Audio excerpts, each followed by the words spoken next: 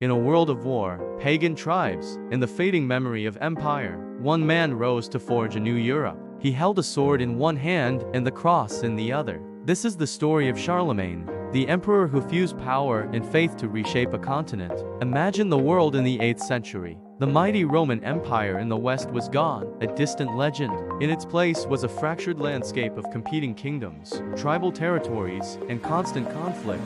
This was the world Charles, later known as Charlemagne or Charles the Great, was born into. As a prince of the Franks, one of the most powerful Germanic peoples, he inherited not just a kingdom, but a monumental task. The world he knew was unstable, violent, and threatened from all sides. To the south, Islamic forces had conquered Spain and were pressing north. To the east, pagan tribes like the Saxons and Avars raided with impunity. Internally, the Frankish kingdom itself was a patchwork of rival nobles and simmering rebellions. From a young age, Charlemagne developed a powerful vision. He believed that the only way to bring lasting peace and order to this chaotic world was through unity, and for him, that unity had two essential ingredients: centralized power and a single, unifying faith, Christianity. When he and his brother Carloman inherited the throne in 768, this vision began to take shape. After his brother's early death just a few years later, Charlemagne became the sole ruler of the Franks, and his grand project could begin in earnest. He was a man of incredible energy, ambition, and ruthless determination. His reign would not be a peaceful one. It couldn't be. To build his empire, he first had to conquer. For more than 3 decades, Charlemagne was almost constantly at war. His armies were the most disciplined and effective fighting force of their time. He personally led them on campaigns that stretched across the continent, year after year. He marched south into Italy, crushing the Lombard kingdom and making himself its king, effectively becoming the protector of the Pope in Rome. He pushed his borders east, deep into the territories of modern-day Germany and Austria, subjugating the fierce Avars and Bavarians. He even crossed the Pyrenees Mountains into Muslim Spain, establishing a buffer zone that would later become the foundation for the Christian reconquest of the peninsula. Every victory expanded his realm, bringing new lands and peoples under his control.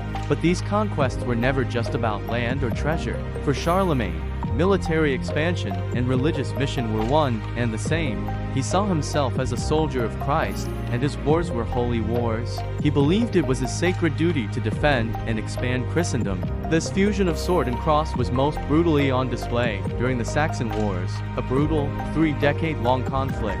The Saxons were a fierce pagan people who clung stubbornly to their old gods and traditions. Charlemagne was determined to break their resistance and convert them to Christianity by any means necessary. His campaigns in Saxony were savage. He ordered the destruction of their sacred groves and idols, most famously the Irminsul, a sacred pillar that was central to their faith. When the Saxons rebelled, as they often did, his retribution was swift and merciless. In one infamous incident, the massacre of Verdun, he is said to have ordered the execution of 4,500 Saxon prisoners in a single day as punishment for an uprising. He imposed harsh laws, known as capitularies, that made pagan practices punishable by death. For Charlemagne, there was no middle ground. You were either a Christian and a subject of his empire, or you were an enemy. Through relentless pressure, forced baptisms, and the settlement of Frankish colonists in their lands, he eventually broke the Saxon will to resist. By the end of his reign, Saxony was integrated into the Carolingian Empire and the Christian world. Yet, to define Charlemagne only as a warrior is to miss half the story. He was a conqueror, yes, but he was also a visionary reformer. He understood that an empire could not be held together by force alone. It needed laws, administration, and a shared culture, and once again, he turned to the church as his primary tool. He initiated what historians now call the Carolingian Renaissance, a remarkable rebirth of learning and culture in a time often dismissed as the Dark Ages. Charlemagne, though likely barely literate himself, had a profound respect for knowledge. He gathered the greatest scholars of the age to his court in Aachen, men like Alcuin of York. He ordered monasteries to establish schools to educate not just future priests, but also the sons of the nobility. These monastic centers became cultural powerhouses, painstakingly copying and preserving ancient texts from Rome and Greece, works of philosophy, science, and literature that might otherwise have been lost forever. The beautiful, clear script they developed, Carolingian minuscule, made texts easier to read and became the basis for our modern lowercase letters. Charlemagne also reformed the church itself. He standardized liturgy, enforced clerical discipline, and ensured that bishops and abbots were not just spiritual leaders, but also loyal and effective administrators of his realm. He issued decrees on everything from the proper conduct of priests to economic policy and the administration of justice. In his empire, the line between secular law and religious doctrine blurred until they were almost indistinguishable. Faith became law, and the church became an arm of the state.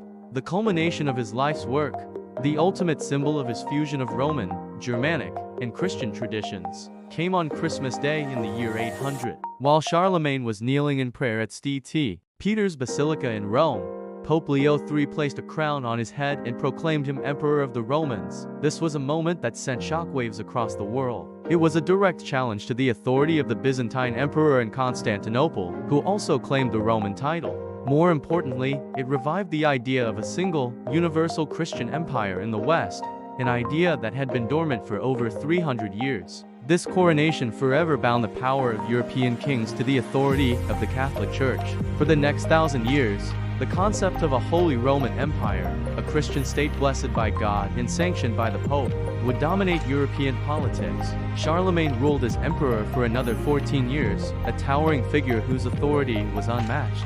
He was a father to his people, a protector of the church, and a terror to his enemies. When he died in 814, he was buried in his magnificent cathedral at Aachen. As is often the case with empires built by a single, powerful personality, his began to crumble soon after his death. His grandsons divided the realm, and the unity he had fought so hard to create was lost. But his legacy was indestructible. Charlemagne had laid the foundations of medieval Europe. The kingdoms of France and Germany can trace their origins directly back to the divisions of his empire. He cemented the alliance between papal authority and royal power that would define the Middle Ages. He preserved the intellectual heritage of the ancient world and reignited the lamp of learning. He transformed the very idea of what it meant to be a king, not just a warlord, but a Christian ruler responsible for the spiritual and material well-being of his people. Charlemagne was a man of contradictions, a devout Christian who waged brutal wars, a champion of learning who was barely literate, a unifier whose empire fell apart. But his impact is undeniable. He was more than a conqueror. He was the architect of a new civilization. He took the rubble of the Roman world and the raw energy of the Germanic tribes and, using Christianity as his mortar, he built Europe. His shadow looms large over the entire course of Western history, a testament to the enduring power of a singular vision. Thanks for watching. If you found this journey into the past interesting, don't forget to like this video, subscribe to our channel, and hit the notification bell so you don't miss our next story. See you next time.